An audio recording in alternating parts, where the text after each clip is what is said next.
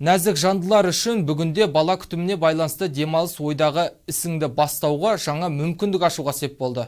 Олай дейтініміз, қазір аналар осы сәтті пайдаланып, баласын өсіріп қана қоймай, бір кәсіп бастауды жөн санайды екен.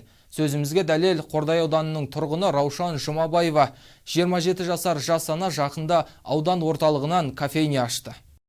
Бұл жерде дәмі тілі үйретін кофемен қатар ыстық шай және түрлі тәттілер бар. Кәсіпкердің негізгі мамандығы экономист, бірақ ойда жүрген ісін енді жүзеге асырудың сәті келген. Енді осы жұмысты жетілдіремін дейді. Қаладағыдай американо, латте, капучино, white mocha деген сияқты түрлері бар.